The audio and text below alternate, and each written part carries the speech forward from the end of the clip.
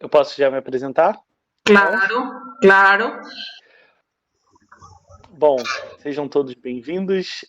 O meu nome é João Marcos Palladino Coelho, sou fundador do Phronix Christian School, um colégio cristão clássico localizado no Brasil, né, no Rio de Janeiro. Foi o primeiro de toda a América do Sul. Além disso, eu sou professor de História da Arte. Também já lecionei na cadeira de Retórica, em outras cadeiras, efetivamente, mas minha área mesmo de atuação é História da Arte. E eu fui convidado pela Leda para ministrar uma fala sobre, efetivamente, como nós podemos olhar para as pandemias do passado e entender como essas pandemias podem nos ensinar a lidar com a pandemia que nós vivemos atualmente. Eu espero que seja contento de todos.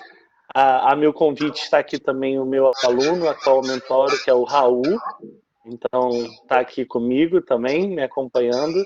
Queria também dar as boas-vindas a ele. Bem-vindo, Raul, também. Muito Isso. obrigado. E a conferência pode ser feita toda em português, todos nós entendemos. As perguntas, se Uhum. você quiser, vão ser feitas também em português, mas se o senhor entender, vão ser feitas em espanhol. Não tem problema disso. Assim, eu estudei a língua, até consigo falar e ler muito bem, mas caso eu não entenda alguma palavra ou outro termo, eu peço ajuda, pode ser? Sem problema. Então tá ótimo. Bom, podemos começar então?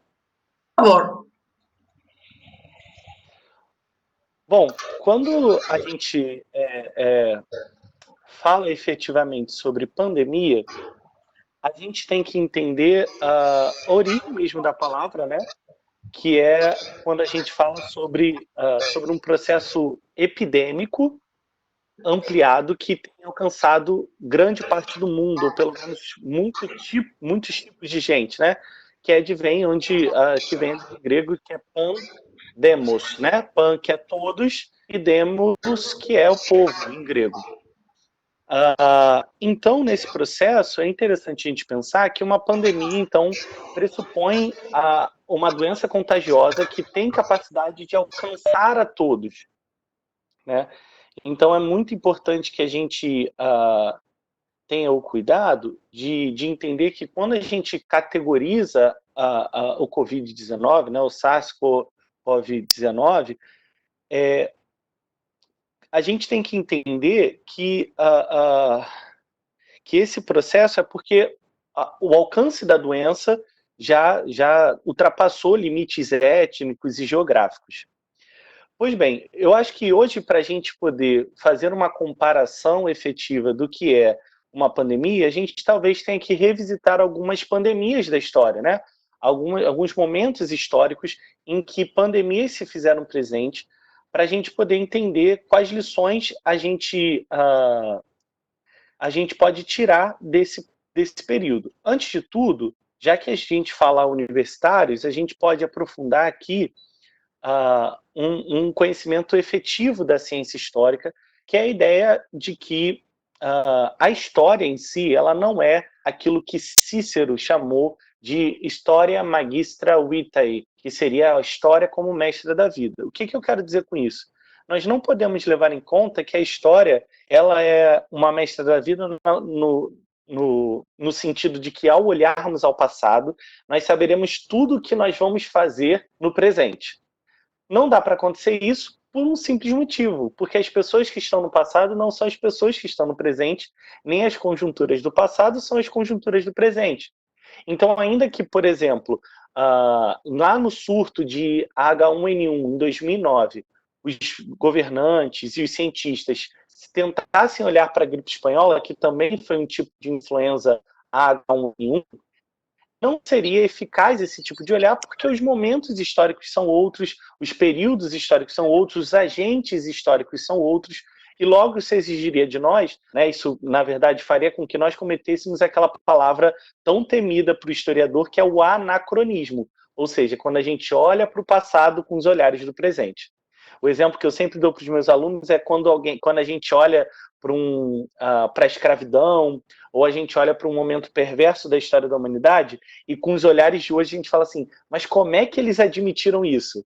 É porque a mentalidade da época, o sistema da época, a conjuntura da época, permitia com que homens olhassem para aquilo e até aprovassem aquilo. Mas a gente não pode olhar para o passado com os olhares do presente. Mas a história, sim, ela pode nos dar lição de como nós podemos ver do que é capaz o homem, de como os homens agem, para que nós aprendamos com o exemplo de dois homens, e não com o exemplo da história, como não sermos nós na nossa vida privada. Bom, quando a gente fala sobre as maiores pandemias, né, que a gente tem ao longo da história, talvez as que mais chamem a atenção da gente, a primeira delas, né, seria a peste negra ou a peste bubônica. A gente tem também a gripe espanhola, que é uma outra que também nos chama bastante atenção. Nós temos o surto de varíola. Nós temos o surto de cólera também, que aconteceu na história da humanidade. E, por último, nós temos a gripe suína, que foi a tão conhecida já no século XXI. Essas foram as maiores pandemias da história, e geralmente essas pandemias estão organizadas pela sua letabilidade. Tá? Então, elas entram entre as maiores pela sua letabilidade e também pelo seu tempo de contágio. Quando a gente fala sobre a peste bubônica, a gente está falando ali de um período específico, né, no século XIV, entre 1448 e 1348 e 1350, que é o período ali do século XIV, efetivamente, quando acontece o surto de peste negra. Quando a gente fala sobre a crise de varíola, a gente está falando ali de uma doença que atacou, né, tanto a Inglaterra da Rainha Maria II, atacou a França de Luís XV, atacou o Egito na época de Ramsés II. Lembrando que Ramsés II foi o faraó da época de Moisés, né? Então, o surto de varíola foi ali presente, e isso está identificado como uma das pragas do Egito. A gente tem também o surto de cólera, que foi um surto mundial em 1817.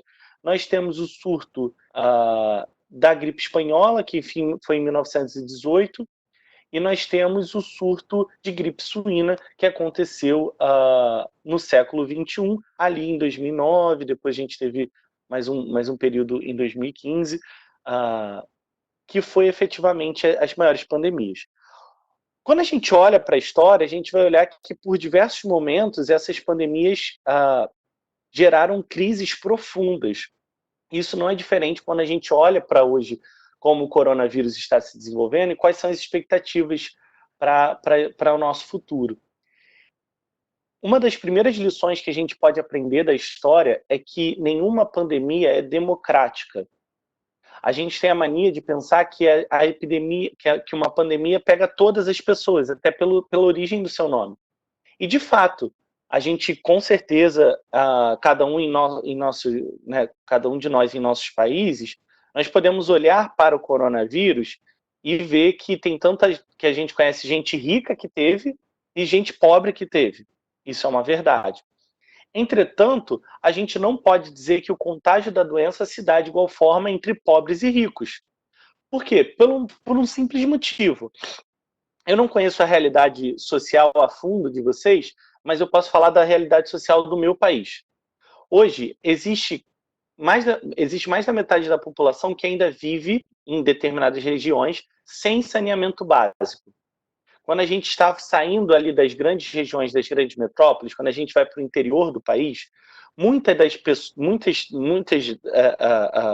das pessoas espalhadas pelo Brasil não têm acesso a água encanada, ou seja, água potável, nem a tratamento de esgoto. E se a gente for lá para qualquer orientação de combate ao coronavírus, a primeira coisa que a gente ouve é: lave a sua mão.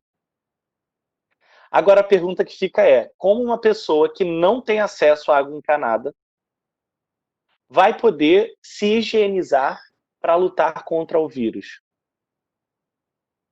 E mais, a gente tem que saber que essa pessoa, além dela ter que se higienizar, ela tem que higienizar a casa inteira. Foi comprovado, por exemplo, que o vírus do coronavírus permanece no asfalto por 9 dias consecutivos.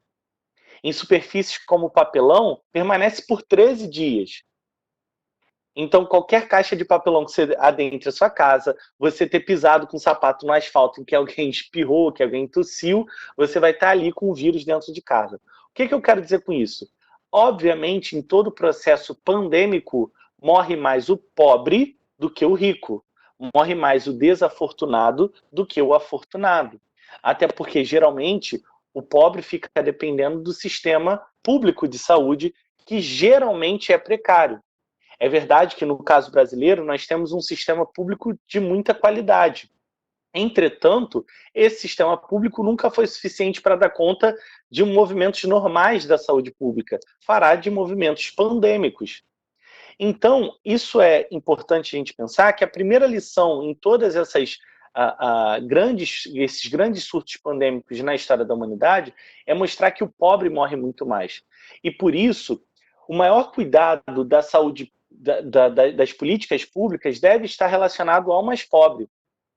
Porque quando a gente olha diante do cenário histórico, assim que a pandemia passar, e aí geralmente, e aí a gente tem os estudos mais alarmistas e os menos alarmistas, então enquanto tem gente falando assim, não, já está tudo certo, tem quem está falando que tem que ficar de quarentena até 2022, a gente tem que entender que dentro desse equilíbrio, dentro da preservação, há também de se pensar em como cada nação deverá proteger a sua população. É inevitável que, diante da pandemia, venha se acompanhar de uma crise econômica. E se o Estado não observar como ele pode ajudar essas pessoas mais pobres, principalmente, que são as pessoas mais afetadas também pela crise econômica, porque o rico, via de regra, tem os seus recursos econômicos, tem as suas reservas, tem os seus investimentos, o Estado deverá buscar como proteger as pessoas mais desafortunadas. E aqui a gente não está falando de um assistencialismo barato, sabe? A gente não está falando só de dar algum tipo de maquiagem para só fazer com que o povo não fique descontente. Não, é pensar em políticas públicas de como a economia pode avançar, de como a gente pode incentivar o mercado se regular, como a gente pode garantir que isso tudo possa acontecer sem que a gente tenha um Estado extremamente interventor. É um equilíbrio, é difícil acontecer isso, de fato é. E a gente está aqui medindo essa balança o tempo todo.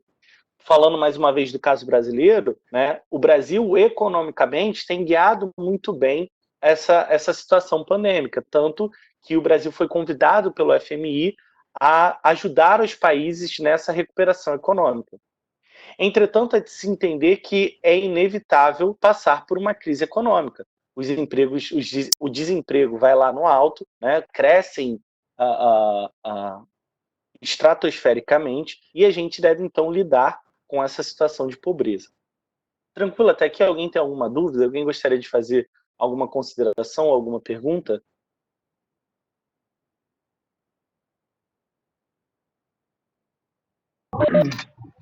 Oi, boa noite, professor. Boa noite, quem está falando? Didier. Olá, Didier, tudo bem? Tudo bem. Eu queria saber sobre não sei se foi uma pandemia, mas foi uma enfermidade que afetou bastante o Império Bizantino, do Justiniano. Sim. E qual foi a doença que afetou ele? E também sobre as mortes na América, uma vez ela descoberta, ela virou ela, eu acho que foi.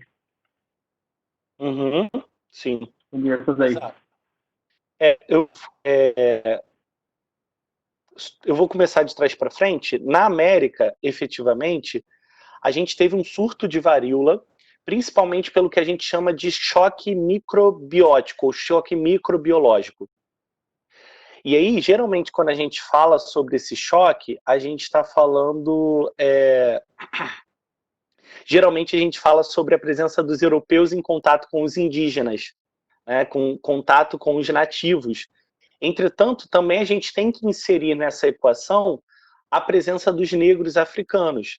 Por quê? Eram muito comuns surtos de varíola, da própria peste negra, ainda era presente dentro da Europa. A gente tinha surto de cólera ainda não, mas a gente tinha surto de escorbuto, e outros tantos surtos de gripe também, que até então os indígenas não tinham tido contato.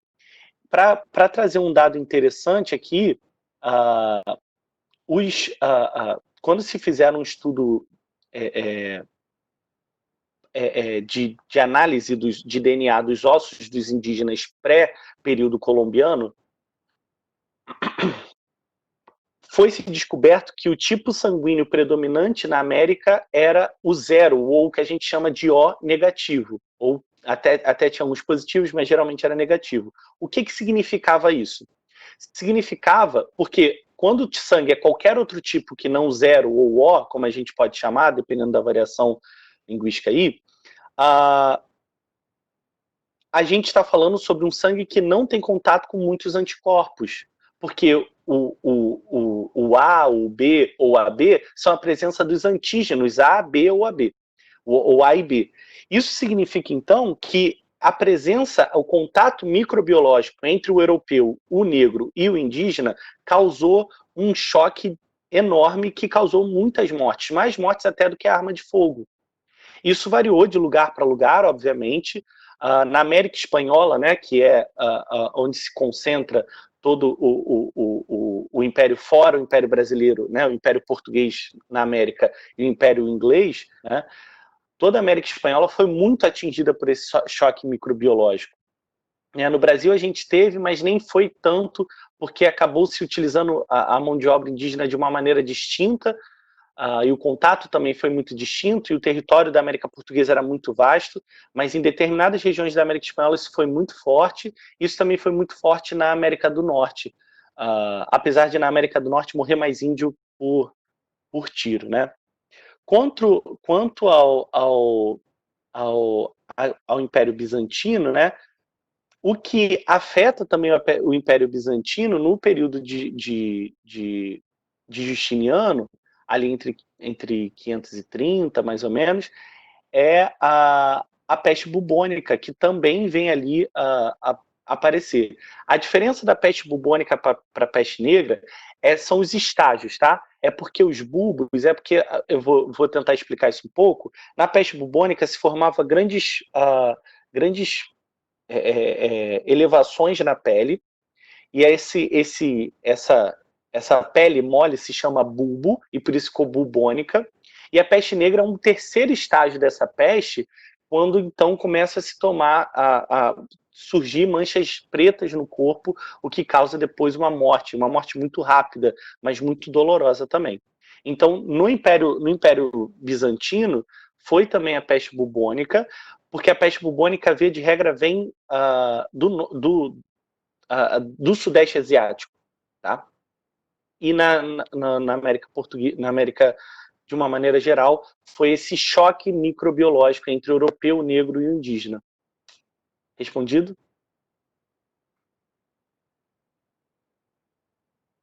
Ótimo dia.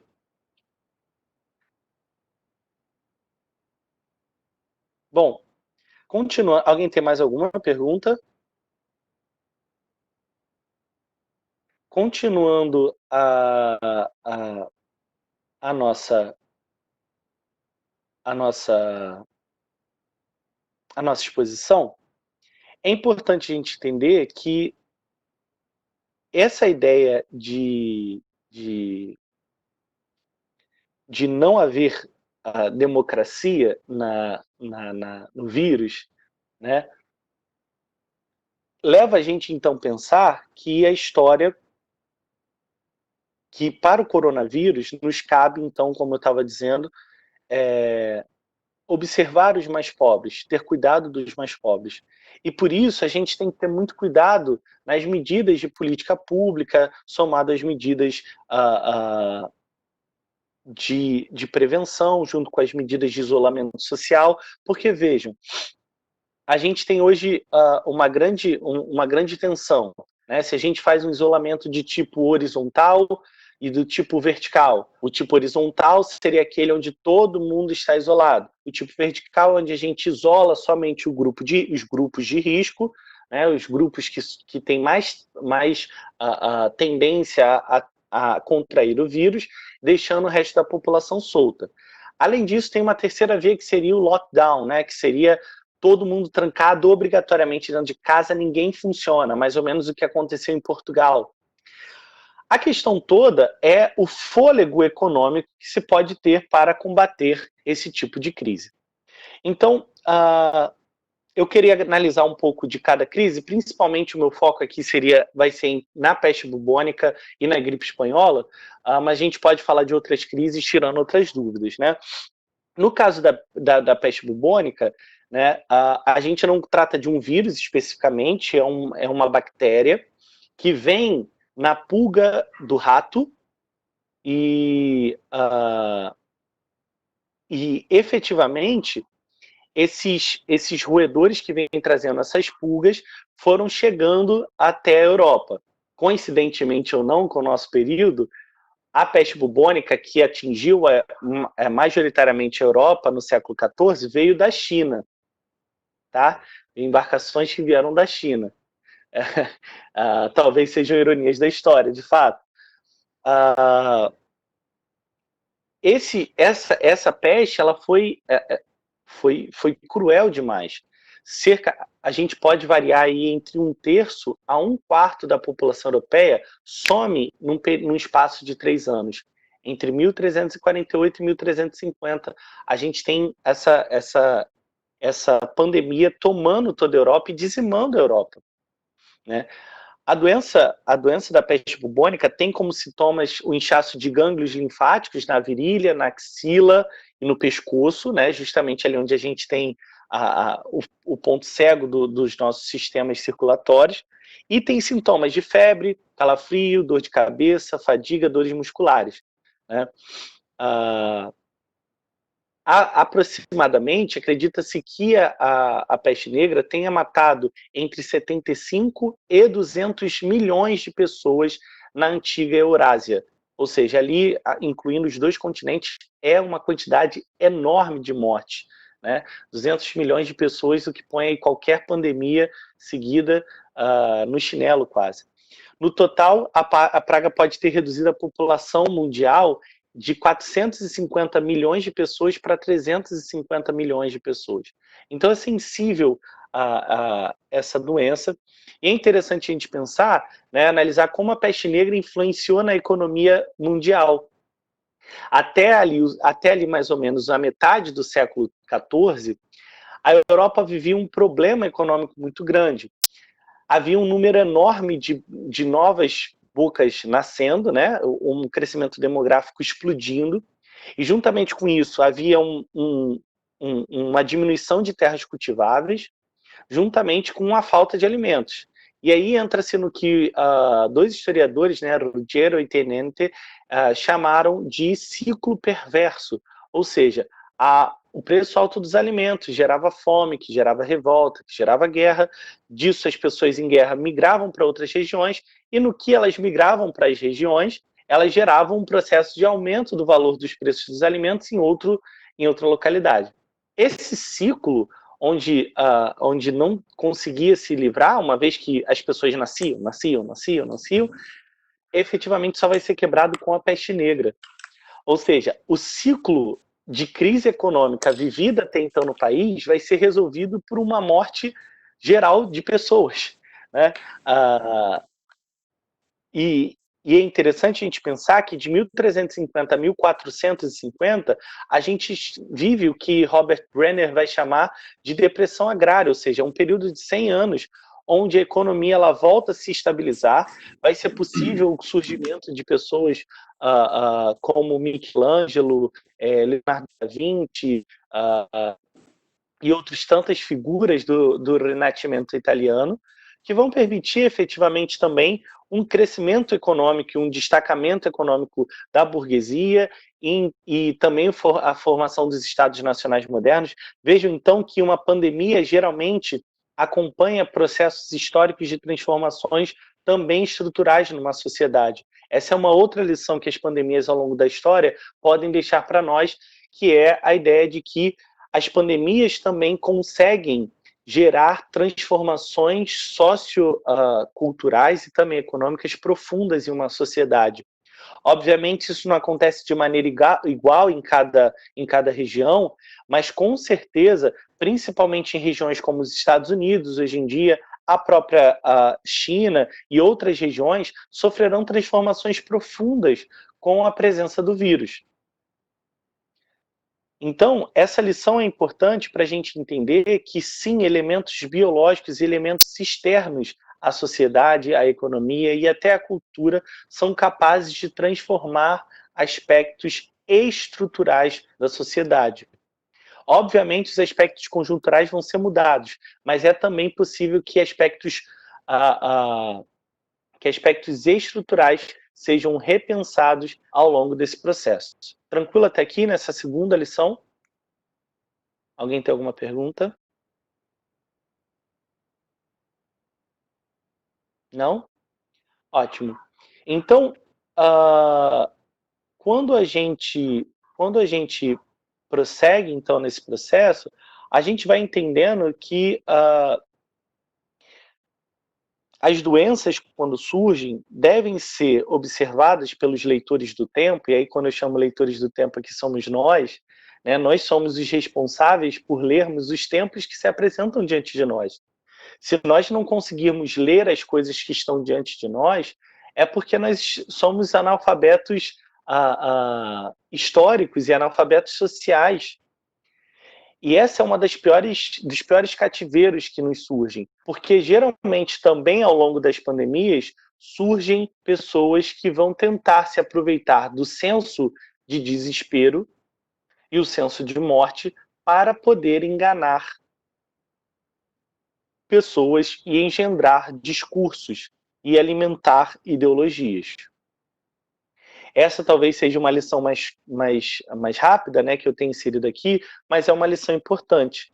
Toda vez que um senso de medo e de pavor se instaura dentro de uma sociedade, cria-se um processo de vulnerabilidade intelectual no povo. Por quê? Porque o vírus ou a bactéria atinge a cabeça da pessoa? Não, mas é porque esse vírus e essa bactéria pode criar um senso de instabilidade ao ponto da pessoa não saber mais em quem confiar.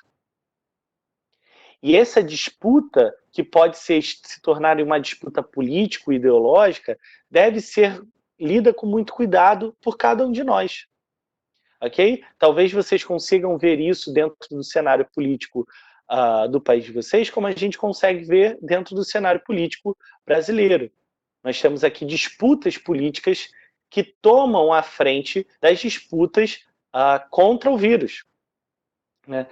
Independente do que você considera ser a origem do vírus, né, de como esse vírus se espalhou por todo o mundo, é inegável que hoje a gente está diante de um processo pandêmico e mortífero. E aí a gente também tem que começar a ler e ver como se aproveitam os governadores, né, os governantes de uma maneira geral, desses processos. Né? Então, assim, por exemplo, a Polícia Federal do Brasil começou um processo de investigação de estados e municípios que começaram a desviar dinheiro, desviar verba, que deveria ser usado para o combate ao coronavírus, para enriquecimento ilícito. Entendam, então, que o processo de se aproveitar do povo, ele é muito natural. E, por exemplo, Quando a peste negra acontece no século XIV, ali em 1350, né, até 1350, qual vai ser o movimento que vai acontecer socialmente na Europa? Começará a haver uma desconfiança se de fato a Igreja Católica tinha a capacidade de proteger espiritualmente os seus fiéis. Um senso de instabilidade dentro da igreja, que na verdade já vai ter sido acometido lá no século XI pelo grande cisma entre o Oriente e o Ocidente, depois pelo momento de crise do papado, quando a gente vai ter 3 papas ao mesmo tempo, um papa em Roma, um papa em Avignon e outro papa em Paris. A igreja, nessa instabilidade, porque vejam, a igreja era vista, nesse momento, na Europa feudal, como a garantidora da vida, como aquela que estava diante de Deus, rogando e intercedendo pelos seus fiéis. E quando isso é colocado em xeque, surgem então sentimentos de pessoas que começam a criticar a igreja. Não é à toa que 50 anos depois, praticamente, a gente vai ter os primeiros movimentos da Reforma Protestante.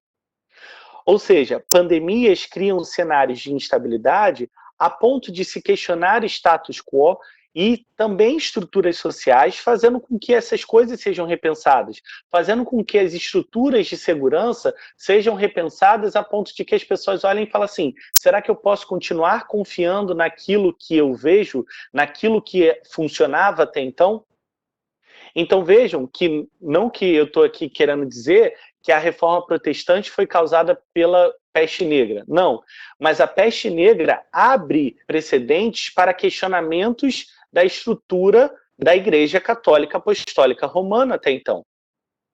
Por quê? Porque a peste negra cria uma instabilidade social, uma insegurança econômica, e essa instabilidade social, que até então era vista como defendido belamente por Santo Tomás de Aquino, né, na ideia de corpos sociais, e esses corpos sociais deveriam estar em harmonia para o bem comum, quando as estruturas sociais e as estruturas econômicas se quebram, esse bem comum também fica desfacelado.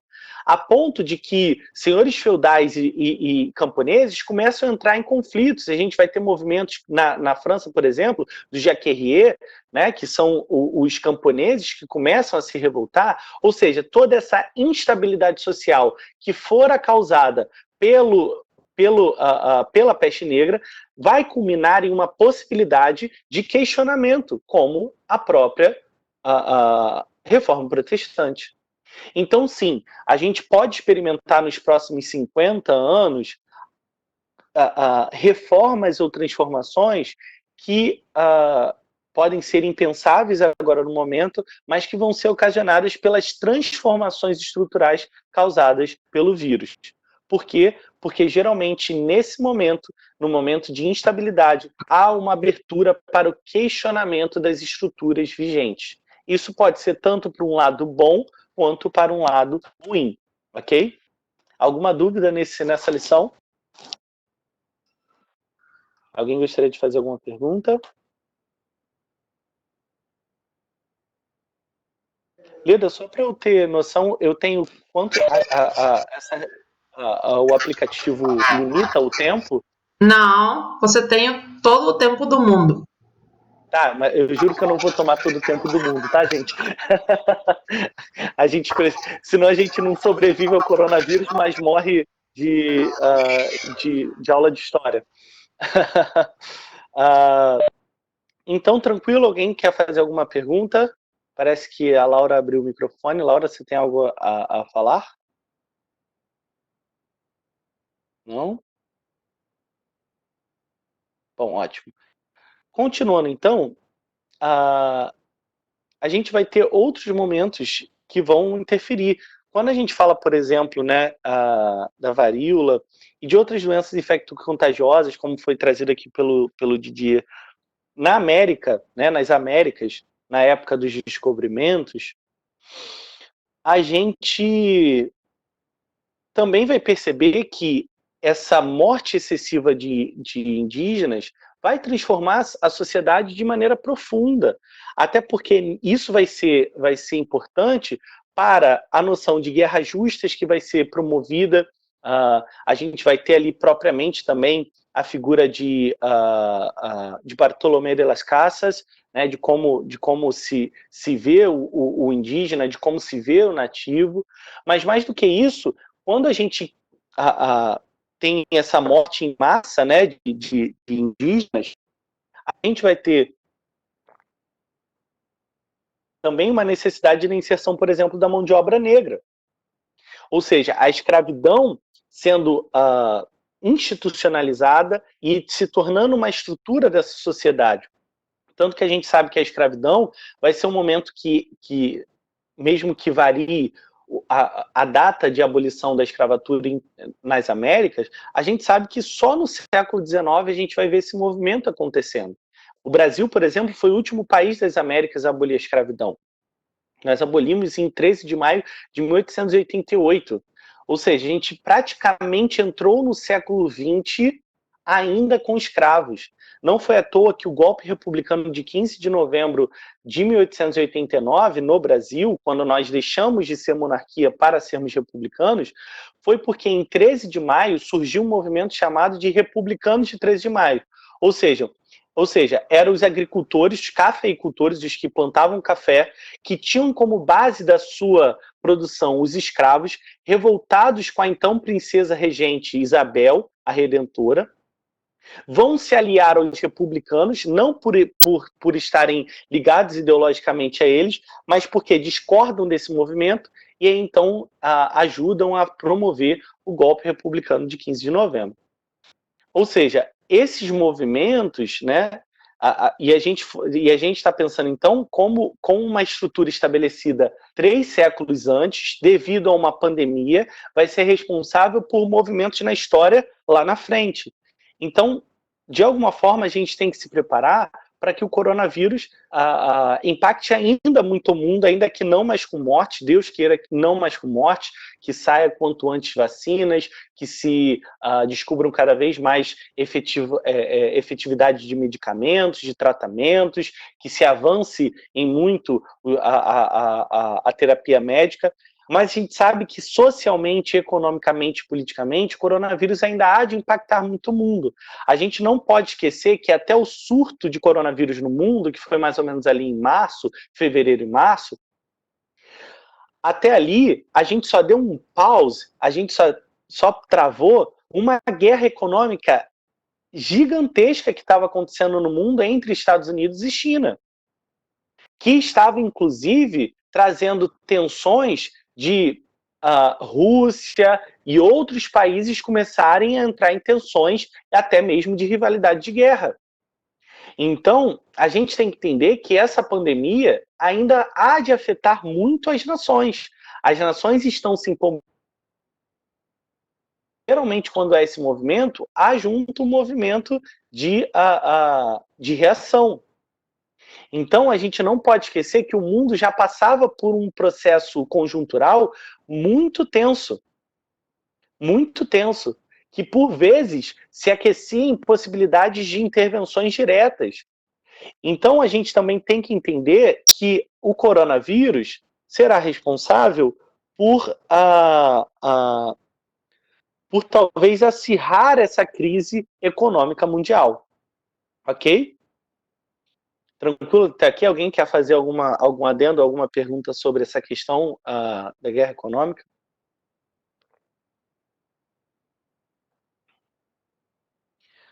Bom, a gente teve também, eu já falei com vocês sobre o surto de cólera, né? Que foi a primeira epidemia global em 1817, matou centenas de milhares de pessoas. A cólera também é feita por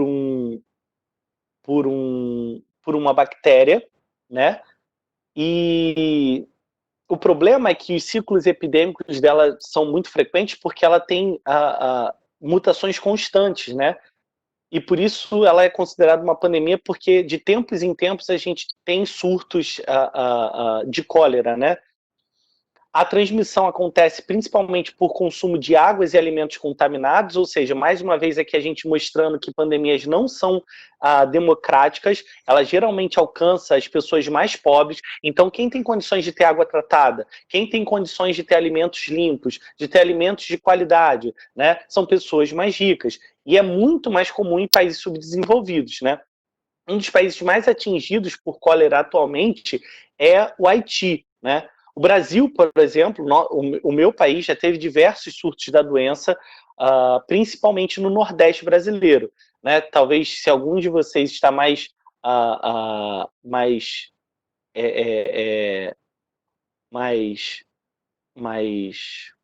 acostumado com a geografia brasileira, no Nordeste do Brasil, a gente teve bastante surto, né?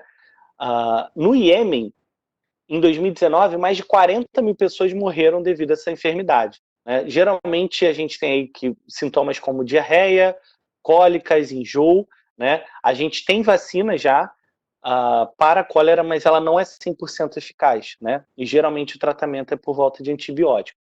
Parece que alguém quer fazer uma pergunta. Acho que é o Edgar, correto? Pode fazer, Edgar. É só abrir o seu microfone e fazer. Boa noite, João. Boa noite. Bom, só para, se você pode falar para nós, né? Claro. Eu vi que mencionou que a peste negra tem sido, digamos assim, um fator que conseguiu fazer todo mundo repensar as coisas. Aí você falou aí da reforma. Se tem alguma coisa assim, em dois acontecimentos históricos também. Na Revolução Francesa, que eu sei alguma coisa, eu acho que você vai saber melhor. Eu acho que tinha uma coisa de fome, coisa assim, se tinha uma doença, e também em 1917, na Revolução da Rússia, tá? Pode falar alguma coisa, sabe alguma coisa? Tem alguma coisa aí perto que pode a gente também pensar nisso? Só era essa a minha pergunta. Então, tanto em 1789 quanto em 1917, em ambas as revoluções, nós não temos cenários pandêmicos efetivos. Apesar de em 1917, a gente vai falar sobre a gripe espanhola, tá? Que também vai atingir a Rússia, o Império Russo a esse momento, mas a gente não tem pandemias específicas daquelas regiões. O que acontece, sim, é que em ambos os momentos, as populações mais pobres passavam muita fome. E aí aquela grande máxima: sem fome, sem sistema imunológico forte, logo essas pessoas morriam de doenças mais facilmente, né? Não é à toa que, de alguma forma, a Revolução Francesa, apesar da gente saber que ela surge ali da burguesia, e primeiro, né, a gente tem ali a presença dos girondinos, que é a alta burguesia, a gente vai ter um movimento dos sans-culottes e de uma burguesia mais empobrecida. É claro que vai ter essa participação sensível ali, de pessoas que estão revoltadas com a fome. Na Revolução Russa de 1917, isso também não era diferente. E essa era a grande crítica ao czar à época, né? E foi isso que fez com que tanto o partido menchevique quanto o partido bolchevique conseguisse alargar e engrossar as suas alas, junto com principalmente camponeses, trabalhadores de chão de fábrica. Por quê? Eles passavam fome e os gastos da guerra eram muito grandes. Então, o lema, por exemplo, do movimento bolchevique, lá de novembro, de outubro e novembro, era pão, paz e terra. Para um povo que passa fome, isso é muito necessário. Eles querem sair da guerra, eles querem, né, pão, paz e terra. Eles querem sair da guerra, eles querem comer e eles querem terra para cultivar. Até porque, até 1917, a Rússia era extremamente agrária. O movimento de industrialização tinha começado ali no início do século XX. Então, sobre o pretexto de uma reforma agrária, sobre o pretexto de ter o que comer e de não precisar mais morrer em fronte de batalha, essa população se interessa muito por essa proposta, sabe? Então, a gente tem esses dois movimentos aí de pessoas extremamente descuidadas, né? Descuidadas pelo Estado, desamparadas por todo o estamento burocrático, que faz, então, com que elas apoiem, engrossem fileiras revolucionárias. Tá? Então, a gente não pode olhar para a Revolução como um movimento ideológico puramente. É também um movimento que ocorre porque, em algum momento, alas da sociedade, pessoas da sociedade estão desamparadas. E surge, então, o espírito revolucionário de alguma forma. Ok? Obrigado, João. Nada, Ficou que muito isso. claro mesmo. Obrigado. Que bom. Mais alguém? Se alguém quiser, eu acho que tem aqui um recurso, né? Não sei como está escrito aí para vocês, que é o levantar a mão. E vocês podem utilizar, ou no bate-papo, ou mesmo se quiserem perguntar, só abrir o microfone que a gente abre aqui, tá bom? Fiquem à vontade. Bom, quando a gente fala sobre, quando a gente anda um pouquinho mais, a gente tem a gripe espanhola, né? Que foi conhecida como La Dançarina, ou gripe pneumônica, e tem esse nome espanhola, né, de gripe espanhola, porque não porque ela surgiu na Espanha, ela não surge na Espanha, mas porque a imprensa espanhola foi a principal responsável de deixar o mundo informado sobre as consequências dessa gripe, dessa influenza A H1N1, ok? Essa gripe vai acontecer no meio da Primeira Guerra Mundial, né, ali já num ano decisivo para a Primeira Guerra Mundial, que é ali 1918, na verdade, perdão, falei no meio, é no final da Primeira Guerra Mundial. A Primeira Guerra Mundial começa em 1914, termina em 1918. Uma Primeira Guerra Mundial que foi extremamente perversa para o mundo, não no sentido de muitas mortes, até porque a Segunda Guerra Mundial mata muito mais do que a Primeira Guerra Mundial, mas porque ela foi muito perversa com quem combatia. A Primeira Guerra Mundial foi dividida em dois tipos de guerra. Uma guerra, primeiro, de trincheiras, que foi uma guerra extremamente parada, onde as pessoas morriam e muitas vezes elas ficavam lá mortas e ficavam por dias e semanas, às vezes por meses, parados no mesmo lugar, sem comer, sem se alimentar e diante de corpos. E depois uma parte mais de movimento, né, que foi quando se avança mais e tudo mais a partir ali de 17 e 18. A imprensa espanhola acaba ganhando mais esse espaço porque não sofreu tantas censuras nesse sentido, né? Não se sabe efetivamente, geograficamente, onde teve-se, né, onde se originou essa gripe, mas o primeiro caso observado foi nos Estados Unidos em 1918, em março, né, no Texas, tá? Uma semana depois, um caso em Nova York. Na Europa, vai chegar em abril, né, mais ou menos, atingindo tanto os exércitos franceses, os britânicos e os norte-americanos. Em maio, chega na Grécia, Espanha e Portugal. Peraí. Chega na Grécia, na Espanha e Portugal. Em junho, chega na Dinamarca e na Noruega. E em agosto, chega na Holanda e na Suécia. Ou seja, praticamente toda a Europa é tomada. No último mês, né, em agosto, se encerra a primeira onda da gripe. E é por isso que, geralmente, o coronavírus ele tem que ser observado, porque, geralmente, essas epidemias elas têm ondas epidemiológicas. Então, é por isso que muitas pessoas falam que o coronavírus a gente não vai se livrar dele agora. Ainda que a gente tenha diminuição, achatamento de curva ou qualquer coisa desse tipo, a gente sabe que haverá ondas epidemiológicas. É como acontece na China, né? Apesar de toda a maquiagem dos números, né, que já foi comprovado pelo governo chinês, a gente sabe que assim que terminou a quarentena, quando as pessoas voltaram à rua, começou a haver um aumento novamente de contaminação. Por quê? As ondas epidemiológicas elas vão acontecendo, até que a gente de fato consiga uma cura ou uma vacinação, né? Ainda que ela tenha sido muito contagiosa, ela foi pouco letal, tal qual o coronavírus está sendo nesse momento, tá?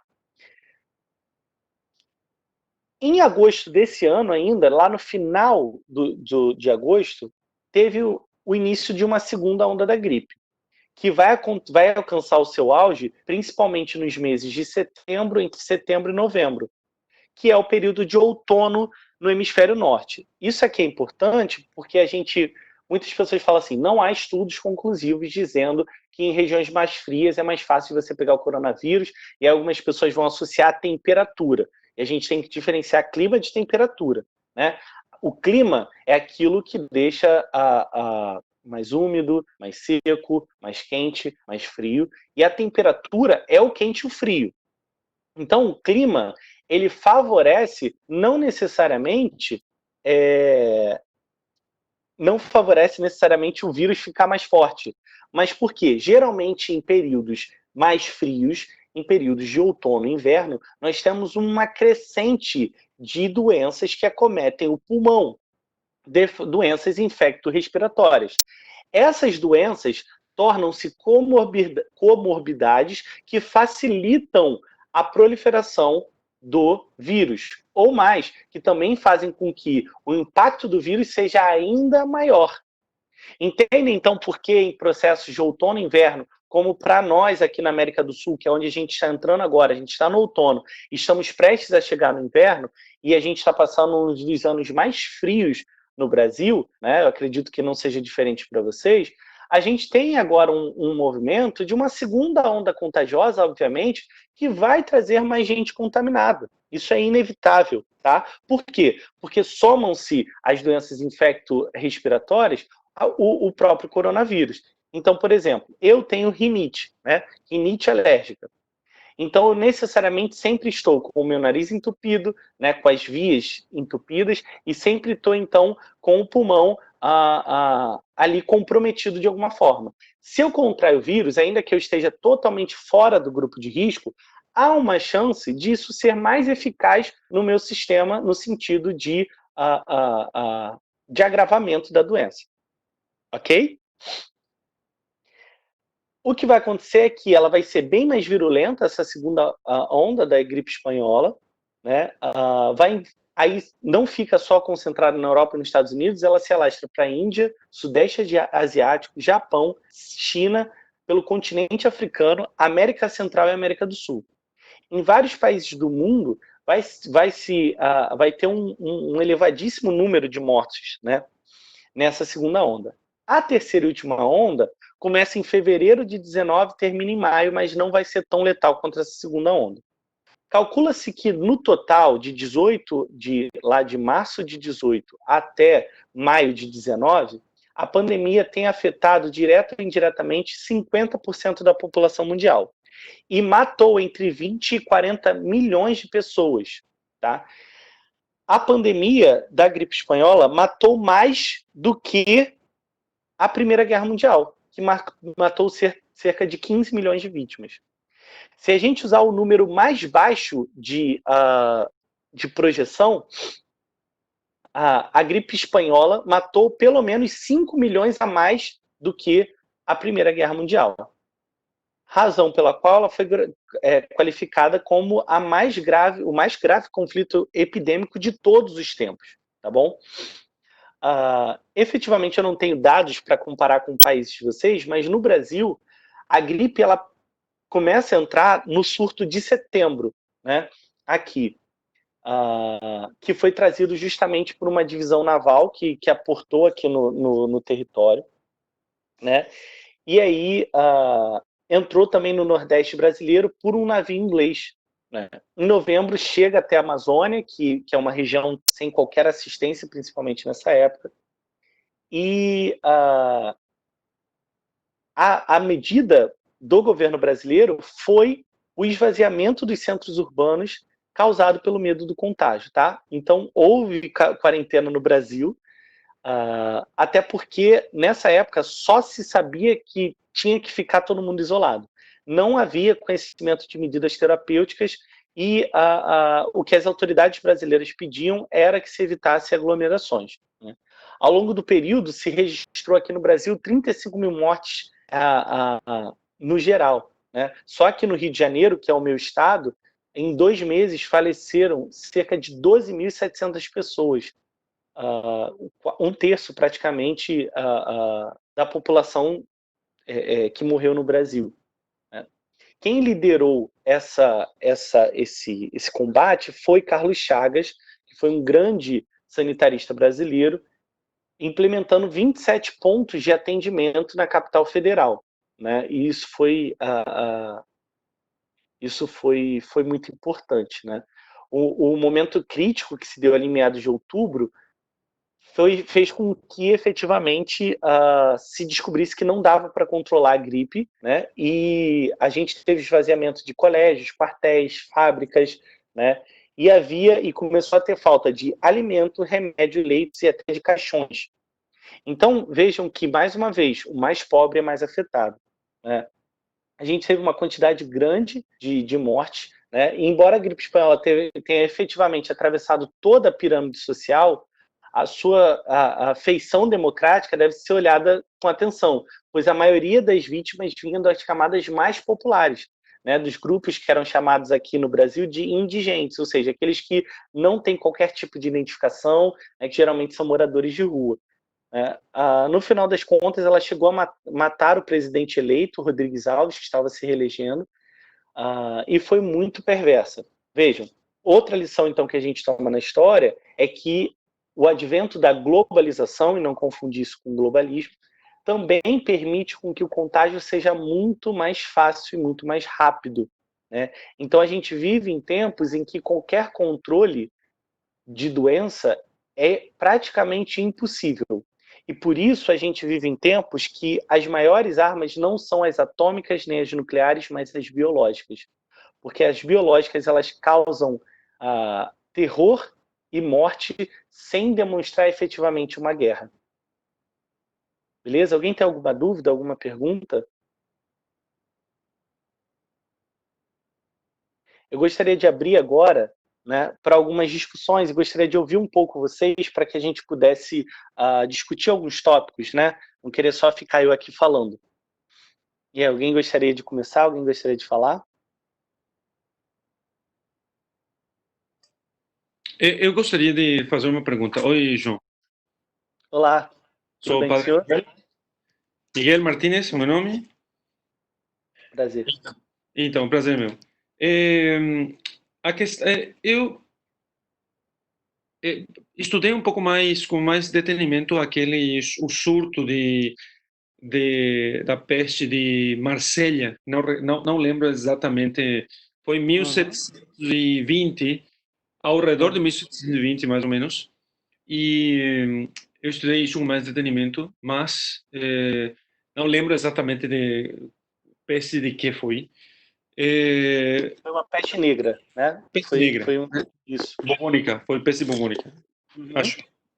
Então, o que me chama um pouco a atenção, ou que pode ser que me preocupa um pouco mais desta peste aqui, me preocupa da peste, e provavelmente preocupa todo mundo, é o lockdown, ou a quarentena obrigatória para todo mundo.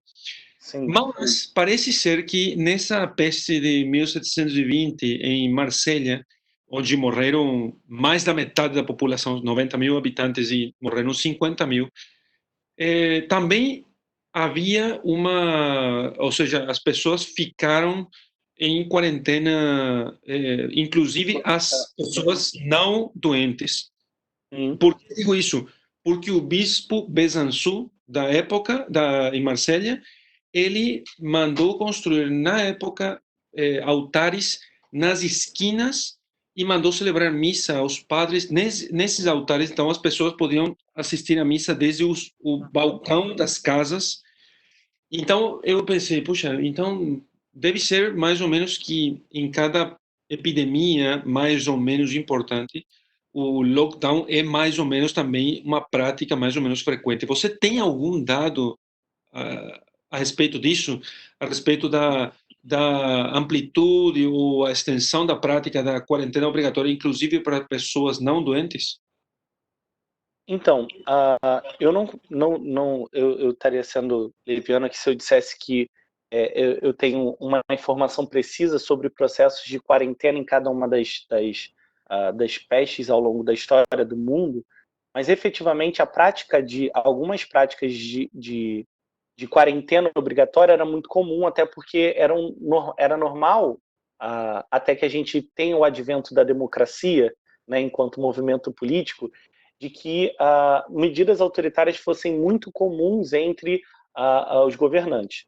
Então, por exemplo, quando o senhor cita a peste de Marsella, a gente vai ter uma quarentena obrigatória, como teve também no Brasil, como eu disse, na gripe espanhola, e durante a gripe espanhola foi muito comum o processo de lockdown, mas juntamente com isso, a gente entende que, inevitavelmente, todas essas pandemias tiveram períodos de quarentena. Umas foram mais sangrentas no sentido, como a própria de Marsella, onde teve prisão, onde teve morte e tudo mais, e outras foram mais leves. Eu acho que, geralmente, né, pela minha leitura do que eu estudei, só para deixar aqui mais claro, eu tive uma disciplina, né, na faculdade onde a gente falava sobre história e meio ambiente, a gente acabou estudando como essas doenças foram se desenvolvendo. Pelas minhas leituras, o que eu sempre vejo é que o que determinava essa dimensão da quarentena era a letabilidade dessa doença. Então, quanto mais se via uma impossibilidade de controle, mais os governantes eram mais rígidos, né? Obviamente que a gente vê que há um aproveitamento político disso sempre, isso é inevitável, né? Quando se cita o Monsenhor Yusuns, que vai criar esses altares nas esquinas da cidade, vai ser essencial. Tanto que esse movimento vai ser responsável, inclusive, para o fim da quarentena obrigatória.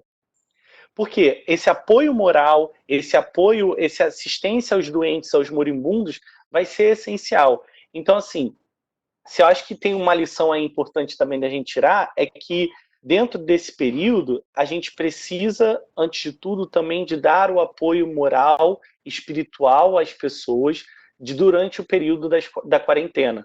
Talvez a gente não tenha força política para lutar contra os políticos que obrigatoriamente nos põem em casa, sejam por motivos políticos ou por motivos de saúde pública. Mas nós, como cristãos, temos o dever de trazer alento a essas almas, a essas pessoas que estão se sentindo perdidas, a entenderem que, como diz Santo Agostinho, a história do povo de Deus é maior do que a história de Roma, né?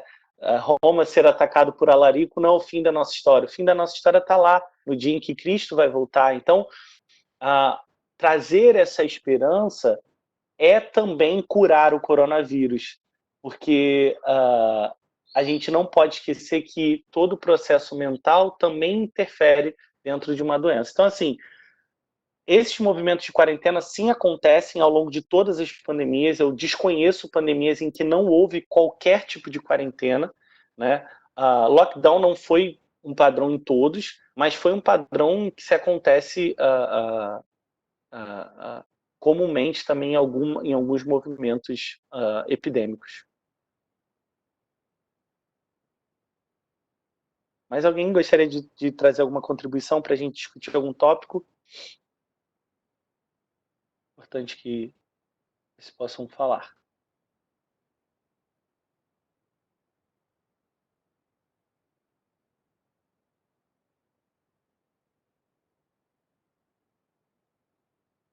Alguém mais?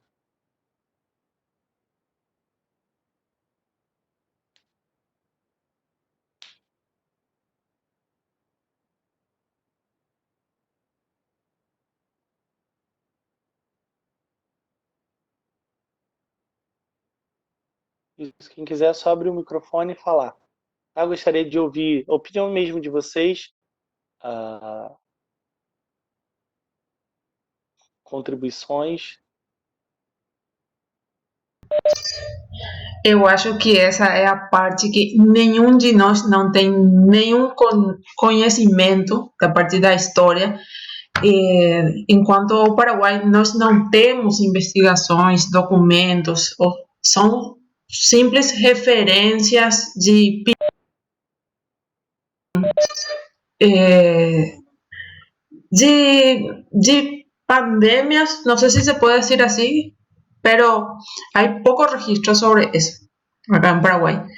Y yo creo que por eso también es que sucede que no hay preguntas sobre el tema, porque nadie tiene datos, nadie tiene acceso a investigaciones y ni siquiera tenemos documentados en libros, etcétera, ¿verdad? Eso estuve preguntando recién en un grupo y son así muy singulares los casos de pequeñas menciones en la prensa sobre las pandemias que tocaron a Paraguay.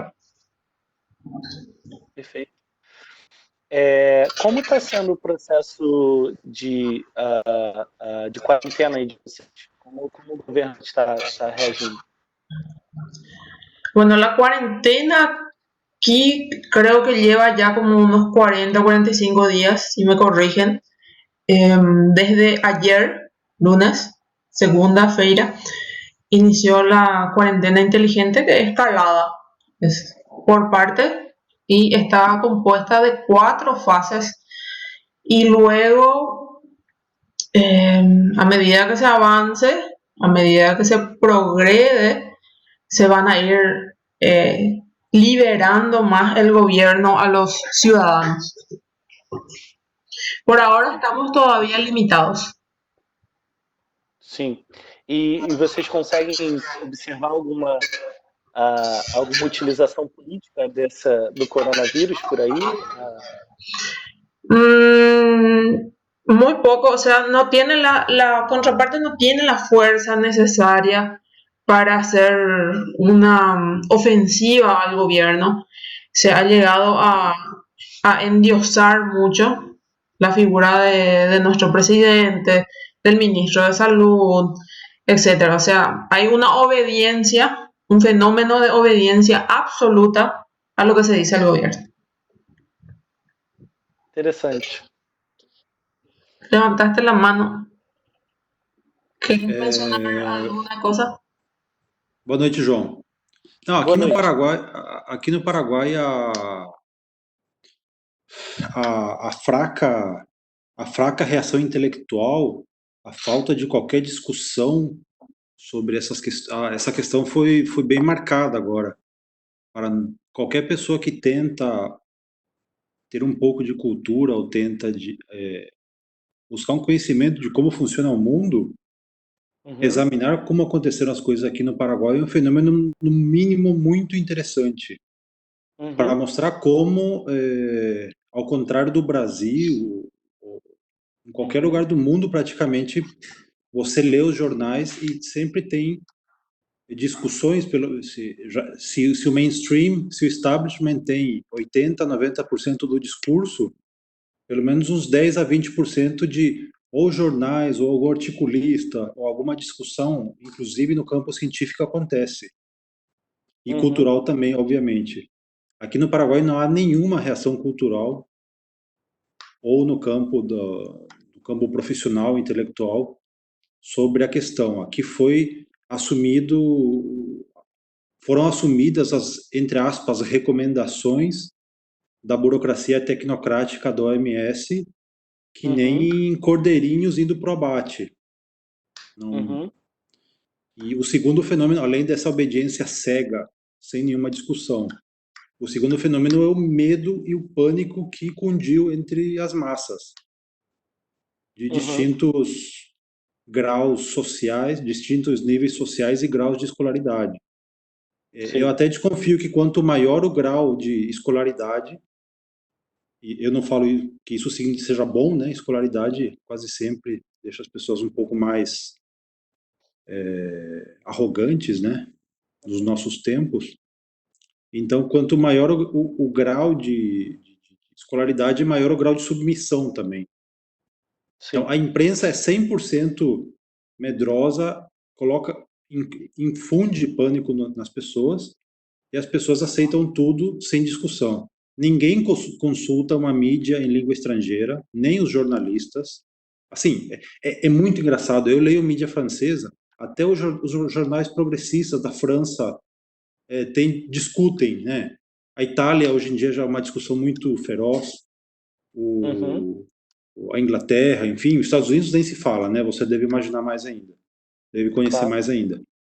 E o Brasil a gente tem aqui do lado e se vê muito bem essa discussão intelectual. No Paraguai, ela simplesmente não existe. Para nós que tentamos entrar numa vida um pouquinho de estudos, é um fenômeno bastante interessante de como a coisa tem que começar do zero mesmo. Sim, sim, interessante. A minha pergunta foi justamente para entender esse processo. E assim, é bem distinto do que acontece no Brasil, onde a gente tem guerras de narrativa, Exato. né? E obviamente você falou de mídia estrangeira, enfim, né? Lendo algumas coisas dos Estados Unidos, Itália, né? Eu consigo perceber exatamente isso, né? Como se discute, até porque, tirando qualquer aspecto ideológico, há de se pensar de que não há nem unanimidade científica dentro do processo ainda, né? Então, quando não se há esse cenário de discussão, é possível, então, que até o Paraguai, por exemplo, experimente movimentos pós-coronavírus mais intensos até do que o próprio Brasil, por exemplo. Porque isso é numa leitura aqui, futurologia, né? Eu estou supondo. Mas diante desse movimento e diante de tudo isso que se pensa, né, há de se pensar como, então, o coronavírus possa ser um momento específico de, de, de start exatamente disso que você falou, de uma guinada intelectual, de uma guinada de questionamentos, de uma ausência de segmento cego, né? Ou veja, em todas as lições que a gente viu aqui da história, o Paraguai está se inserindo em cada uma delas, né? Está ali se abrindo para seguir cegamente algum tipo de discurso político, está alcançando, eu não sei como é que estão as mortes aí, não sei como é que está crescendo, mas de alguma forma o Paraguai pode ser um país a aprender muito com isso, né? A despertar muito, a seguir aquele ditado de que há males, né? Aquele adágio de que há males que vem para o bem de alguma forma. Mas legal. Eu acho que o Didier colocou aqui um, um, um artigo, né? Habsburg Monarchy, Cordon Sanitaire, de 1710. Sim, eu Esse queria comentar só que eu estava lendo uma opinião no Wall Street Journal que sim, falava que um imperador da monarquia dos Habsburgos, em sim, 1711, ele tinha feito um cordão sanitário sobre toda sim. a fronteira sul do império dele, que ficou, que ficou em funcionamento por 150 anos, que funcionava da seguinte maneira, para impedir as doenças que vinham do Império Otomano. Uhum, Ele tinha cada 1 quilômetro e meio na fronteira sul, tinha postos de controle, onde a gente que queria cruzar o Império tinha que ficar uns 15 dias em quarentena para entrar. E assim não teve nenhum brote de nenhuma doença infecto-contagiosa muito grande lá, por um período de 150 anos. Eu Isso é acho que isso interessante. Desculpa. não seria factível nesse mundo globalizado, né? Hum? Mas Sim, é importante só analisar o fato histórico, né? E perfeito. conjuntamente que as monarquias e os impérios têm esse poder autoritário e que não pode ser questionado, assim como no Paraguai não tem esse poder que não pode ser questionado, mas a gente não questiona. Exato. Vocês, parece que de alguma forma o executivo tem um poder silencioso, de não ser questionado, né? Isso, enfim, são processos, né?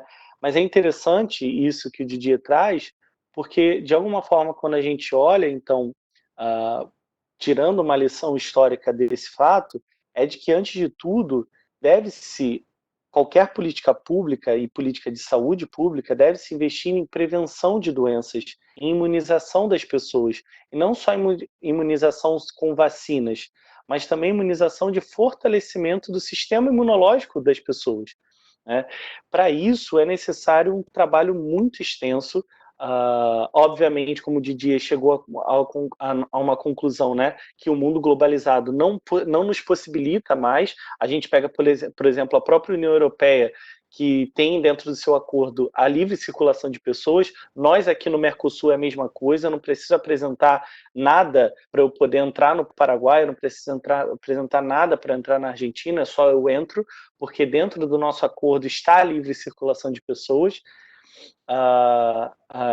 E também a gente não pode cair, porque isso é uma tendência também de que as pandemias tragam para a gente protecionismos econômicos, né, isolamentos não só sanitários, mas juntos isolamentos comerciais, isolamentos políticos. Isso é ruim para a economia de uma maneira geral, se for feito de maneira desmedida.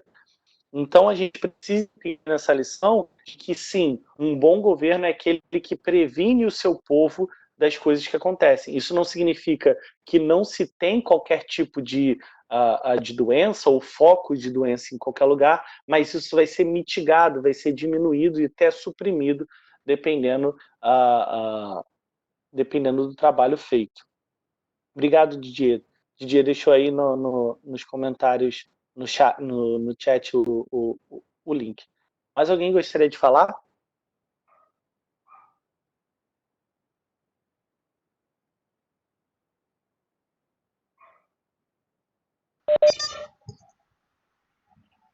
Parece que acabaram as perguntas. Sim. Bom, eu acredito que eu tenho. A gente já está aqui há 1h30. Eu acredito que eu tenha já conseguido contribuir com aquilo que estava proposto, né? Eu espero que eu tenha alcançado aquilo que vocês esperavam, de verdade. Foi uma honra poder falar a vocês, poder estar diante de cada um de vocês. Enfim, muito obrigado pela oportunidade. Espero que Deus abençoe vocês, abençoe o país de vocês. E o mais rápido possível a gente possa se ver longe dessa pandemia. Obrigado, João. Eu gostaria de pedir ao meu presidente do nosso movimento que ele fale algumas palavras e que possa fechar oficialmente a nossa conferência. De minha parte, eu agradeço muito a sua disponibilidade, a sua resposta e o seu apoio sempre comigo e com o nosso grupo. Muito obrigada. Eu que agradeço. Bom, e aí, João, de novo, agora para agradecer, né? Foi ótima a palestra, João. Foi muito Obrigado. boa mesmo. A gente ficou dando um passeio, né, por toda a história aí das pandemias.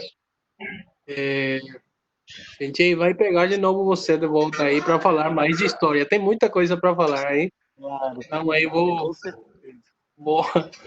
me aproveitar, vou fazer, vou combinar com você.